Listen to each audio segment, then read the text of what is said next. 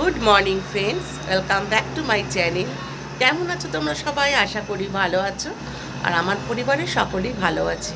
তো বন্ধুরা, ফুরফুরে হাওয়া দিচ্ছে আর আমি এই দিঘির সামনে বসে আছি। আমার সকালে চা বিস্কুট সব খাওয়া হয়ে গেছে। এখন আমি একটু বসে আছি, রাস্তা দিয়ে গাড়ি ঘোড়া যাচ্ছে, তোমরা দেখতেই পাচ্ছ হয়তো এখানে রাস্তা আছে। জানি না দেখতে পারলে কি না, জাস্ট আমি একটুখানি ক্যামেরাটা একটু ঘোরালাম। তো এবারে ছেড়ে উঠলেই আমার তোড়জোড় শুরু হয়ে যাবে কাজের, মানে ওর সমস্ত খাবার দাবার করতে আমার তোড়জোড় শুরু হয়ে যাবে। কারণ সকাল থেকে মোটামুটি চলে আমার, মানে ব্রেকফাস্ট থেকে শুরু হয় তোড়জোড়টা, ওর বিভিন্ন রকমের খাবার সমস্ত করা, এটা আমার দায়িত্ব। আর রান্নাবান্নার দায়িত্বটা আমার মার। তো যাই হোক, এবার আস্তে ধীরে রান্নাঘরে ঢুকবো। আর দেখতেই পাচ্ছ মাথাটার কী অবস্থা, চুল আশ্রয়নি। সেই রাত্রিবেলা যে চুল বেঁধেছিলাম সেরকমই অবস্থা। সকালে আর আসতে আবার সময় নেই, আর ইচ্ছাও করে না, দূর ভালো লাগে না। তো চলো আস্তে ধীরে এবার রান্নাঘরে যাই। এবার ছেলের ব্রেকফাস্টে তোড়জোড় করতে হবে।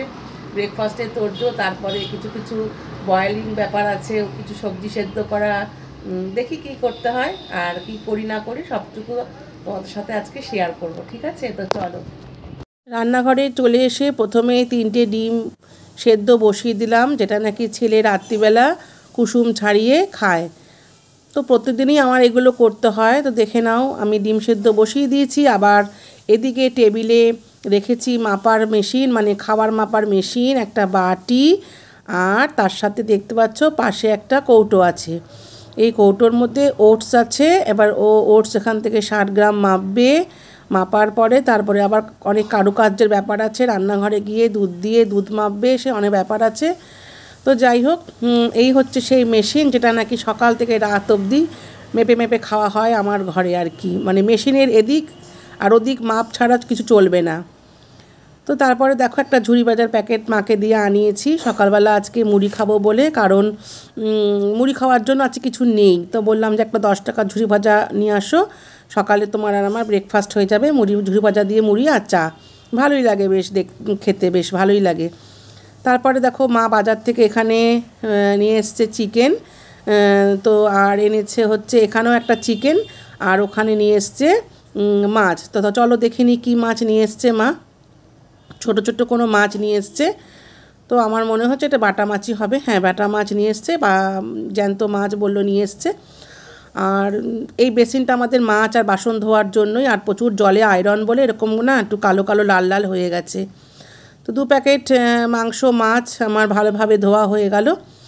এখানে 500 করে মাংস আছে, চিকেন আছে, একটা আছে ছেলে আজকে খাবে এবেলা ওবেলা, আর একটা খাবে কালকে। একটা মানে একদিনের বাজার হয়, 2 দিন করে মা মাংসটা নিয়ে আসে। মার পক্ষে তো রোজ রোজ যাওয়াটা সম্ভব হয় না, আর আমি তো বাজার টাজার করি না, মাই সমস্ত করে। তো এখানে ভালোভাবে ফ্রেশ করে ধোয়া পরে আমি এখানে ছেলের ওটসটা বানিয়ে নিলাম। দেখো, ছেলের এখানে ওটস দুধ দিয়ে বয়েল করে আলমন্ড আর কিশমিশ দিয়ে রেডি করে নিয়েছি। তো তারপরে আমি ওকে দিলাম হচ্ছে ডিমের ভুজিয়া। একদম দেখতে পাচ্ছ তোমরা, গরম গরম ধোয়া বেরোচ্ছে ডিমের ভুজিয়া। এটা খাওয়ার পরে ও এবারে খাবে হচ্ছে একটু পরে স্যালাড, 2টো শসা, একটা ক্যাপসিকাম, একটা টমেটো। তো এবার এটা খাওয়ার পরে তারপর আপাতত বন্ধ। সকালবেলাটার আমার নিস্তার হলো আর কি, আর কোনো কাজ নেই। তো বন্ধুরা, আপাতত কিছুটা সময়ের জন্য আমার এখন কাজ শেষ রান্নাঘরে। তো তোমরা দেখতেই পারলে, ছেলের খাবার বানালাম, ওটস, ডিমের ভুজিয়া, ডিম সেদ্ধটা এখন খাবে না, খাবে রাত্রে। আসলে ও তো জিম করে, তো ওর খাওয়াটা একটু অন্যরকম। তো এখন স্যালাড কেটে দিয়ে এসেছি, ক্যাপসিকাম শসা টমেটো দিয়ে। আর এদিকে গ্যাসে হচ্ছে 50 গ্রাম ডাল সেদ্ধ আর বকুলি সেদ্ধ, এটা রাতের জন্য। তো আমার মোটামুটি রান্নাঘরের কাজটা চারিদিকে মাছ মাংস সব দেওয়া হয়ে গেছে।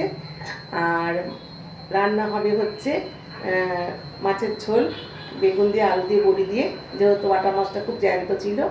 ছেলের জন্য হবে চিকেন, আর আমাদের জন্য হবে লাউয়ের চোখলা ভাজা পেঁয়াজ দিয়ে। আর কালকে লাউয়ের তরকারি রান্না হয়েছিল বড়া করে, সেই তরকারি কিছুটা আছে, সেটা দিয়ে আমার আর আমার মায়ের হয়ে যাবে। আর ছেলে তো সব খায় না, ছেলে খাবে চিকেন, ডাল সেদ্ধ আর 1 চামচ ঘি দুপুরবেলা। তো এখন আমার আর কোনো কাজ নেই, মোটামুটি সব গুছিয়ে দিয়েছি। এখন আমার মা রান্না বান্না করবে, আবার বিকেলবেলা রুটি করব, আর আজকে বানাবো হচ্ছে তড়কা। তো সব কিছু তোমাদের সাথে আজকে আর শেয়ার করবো না, কারণ এত বড় ভিডিও কেউ দেখে না। ছোট ছোট করে ভিডিও শেয়ার করার চেষ্টা করছি। আবার বিকেলবেলা কোনোদিন আবার বিকেলবেলা কী করি সেটা তোমাদের সাথে শেয়ার করবো। আর ওদিকে মায়ের পুজো দেওয়া হয়ে গেল, এবারে আমি আর মা ব্রেকফাস্ট করব।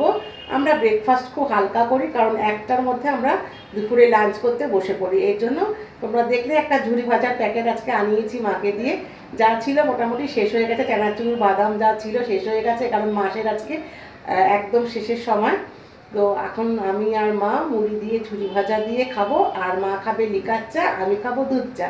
আমি একদম লিকার চা খেতে পারি না। আর তোমাদের তো বলে দিলাম কি রান্না হবে।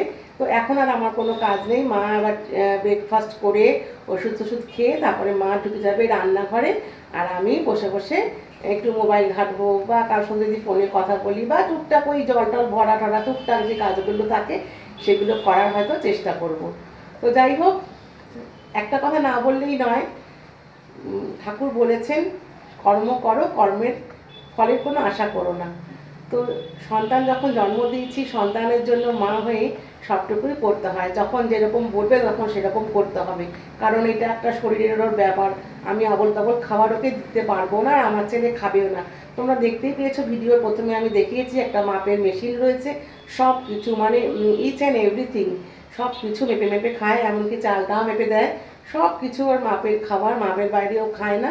তো যাই হোক, আর তো বেশি দিন নয়, এরপরে ও জবে চলে যাবে, তখন হয়তো এখানে থাকবে কিনা জানি না, থাকলে তো করতে হবে, আর না থাকলে নিজে নিজেই করবে।